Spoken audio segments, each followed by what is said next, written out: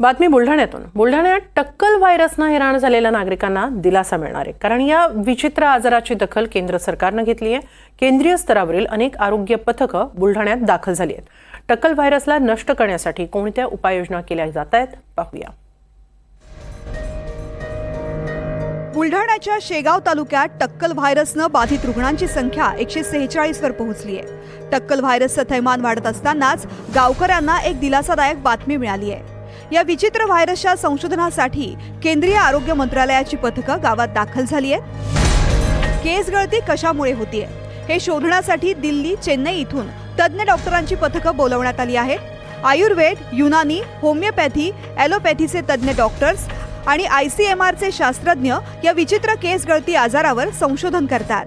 आरोग्य पथक गावातील पाण्याचे नमुने, गावकऱ्यांचे केस, रक्त आणि त्वचेचे नमुने गोळा करतंय।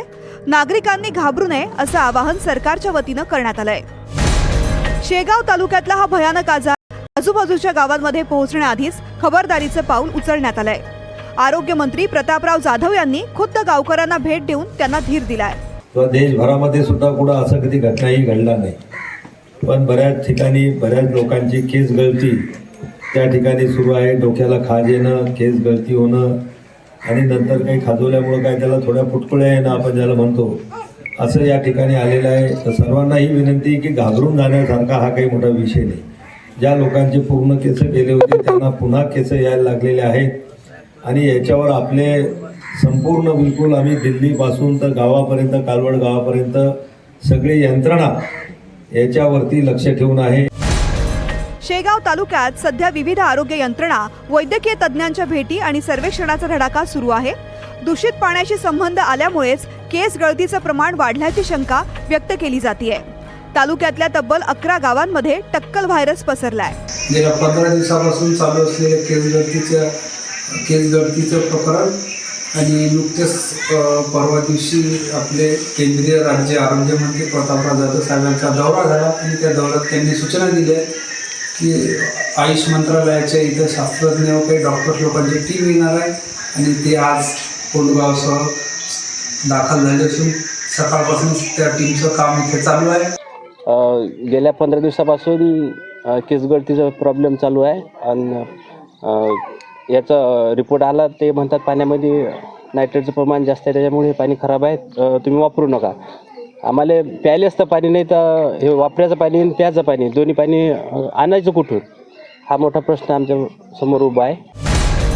त्यामुळे या गावांमधील विहिरी, नदी, तलावांचं पाणी तपासणी करता प्रयोगशाळेत पाठवण्यात आलं होतं।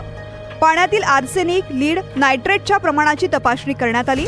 पिण्याच्या पाण्यात नायट्रेटचं प्रमाण 10च्या आत असायला हवं, पण हे प्रमाण तब्बल 54 मिलीग्रॅम पर लिटर म्हणजेच 5 पट आहे।